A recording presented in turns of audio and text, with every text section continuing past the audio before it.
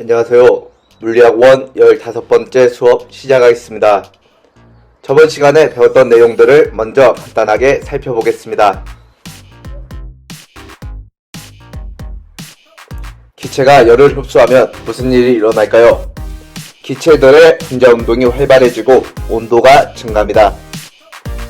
기체가 벽을 충돌하는 빈도나 충격량이 커지므로 압력도 증가합니다. 결국 기체는 벽을 밀어내 부피가 증가합니다. 즉, 기체가 흡수한 열 에너지는 기체의 내부 에너지가 증가하거나 기체가 외부에 일을 하는 데 쓰입니다. 바로 이것이 연력학 제1법칙입니다. 이때 열, 온도 변화, 압력 변화, 부피 변화 중 하나라도 없어진다면 이 기체의 변화를 분석하는 일은 좀 더 쉬워지겠죠. 이번 시간에는 이 특별한 이상적인 4가지 상황에서 연력학 제1법칙이 어떻게 작동하는지 알아봅시다. 첫 번째, 압력 변화가 없을 때, 압력이 일정하게 유지될 때입니다. 고급스럽게 등압 과정이라고 부릅니다. 짜잔! 우리 주변에 있는 대기의 기압은 일기압으로 일정합니다.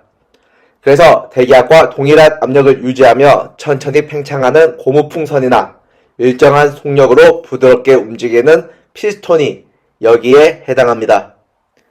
압력이 일정할 때 샤르르 법칙에 따르면 부피와 온도는 비례합니다. 함께 증가하거나 함께 감소합니다. 여기에서 열을 흡수하니까 양의 값을 가집니다. 그래서 기체는 피스톤에 일을 하고요, 내부 에너지도 증가합니다. 즉, 부피는 커지고 온도도 높아집니다. 왼쪽에 나와 있는 압력 부피 그래프에서도 동일한 결과를 확인할 수 있습니다. 기체에서 외부로 열을 방출할 때는 어떻게 될까요? 열의 부호가 마이너스니까 일도 내부 에너지 변화량도 부호가 마이너스입니다. 기체는 외부에 일을 받고 내부 에너지가 감소합니다. 기체의 부피와 온도 모두 감소합니다. 두 번째, 부피 변화가 없을 때 부피가 일정하게 유지될 때 일어나는 과정입니다. 고급스럽게 등적 과정이라 부릅니다. 짜잔! 압력밥솥에서 밥을 할 때처럼 기체가 빠져나가지 못하게 밀폐된 변형되지 않는 용기에서 일어납니다. 이 그림에서도 피스턴이 고정되어 있죠. 부피가 변하지 않습니다. 그러므로 기체가 하는 일은 0입니다. 그렇다면 연력학 제1법칙은 이렇게 나타낼 수 있습니다. 현명한 선택이에요. 기체가 흡수한 열은 내부 에너지 증가량과 같습니다. 흡수한 열은 플러스이므로 내부 에너지 변화량도 플러스, 즉 기체의 온도가 증가합니다. 압력은 어떻게 될까요? 분자 운동이 활발해진 만큼 분자들이 많이 더 세게 벽면을 때릴 테니 압력은 증가합니다.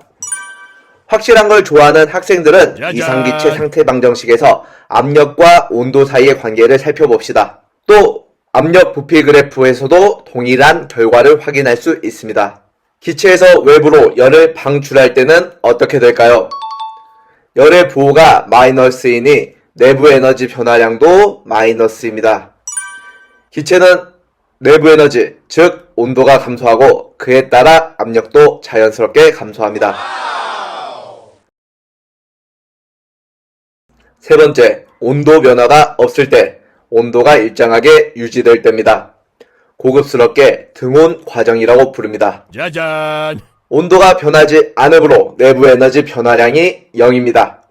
그렇다면 연력학 제1법칙은 이렇게 됩니다.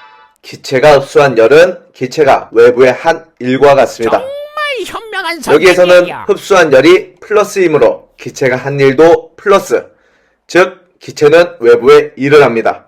기체의 부피가 증가합니다. 압력은 어떻게 될까요? 저기 오른쪽 위에서 계속 힌트를 주고 있죠. 짜잔!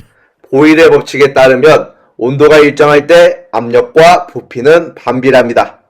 즉 여기에서는 압력이 감소하겠죠. 또 분자 운동이 그대로인 상태에서 공간이 넓어진다면 충돌 빈도가 줄어드니까 압력이 감소한다고도 생각할 수 있겠죠.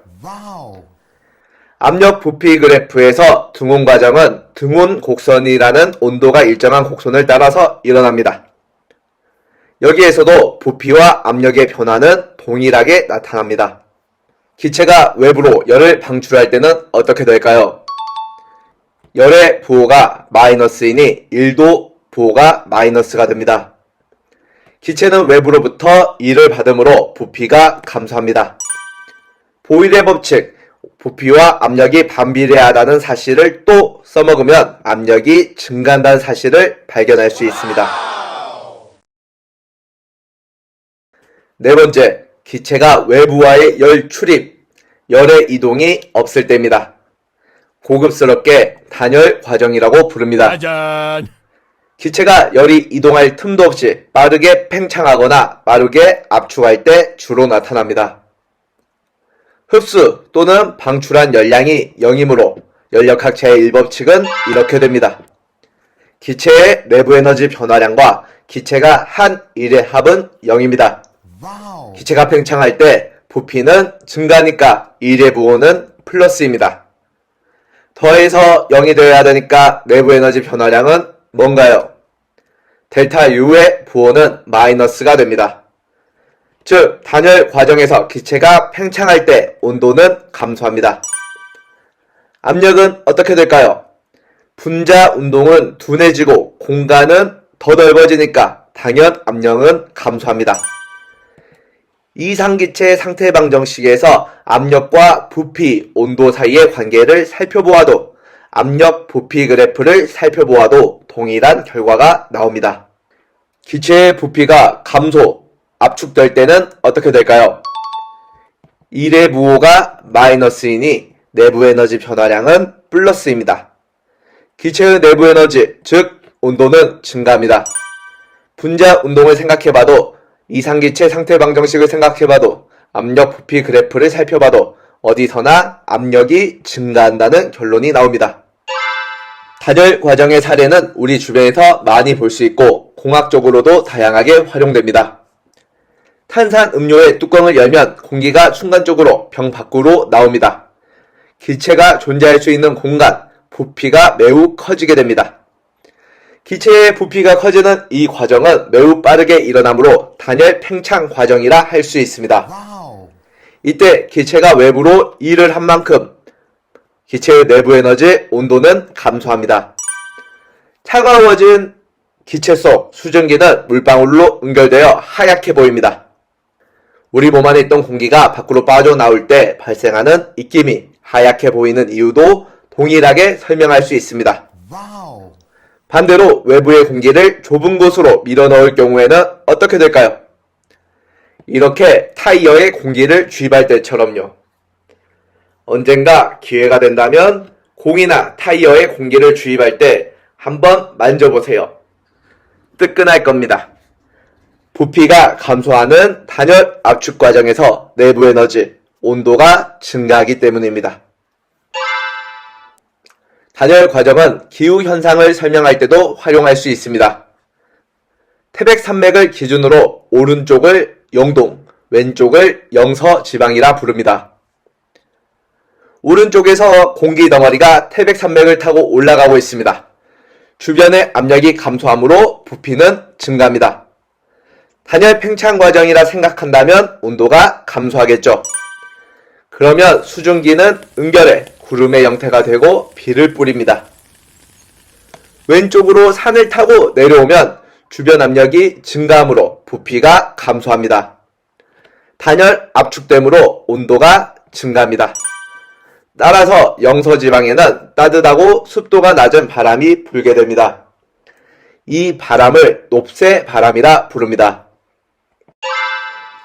연력학적 과정을 공학적으로 가장 잘 써먹고 있는 사례는 바로 열기관입니다. 시스템 가동 준비 완료. 고온의 물체와 저온의 물체가 있다면 무슨 일이 일어날까요?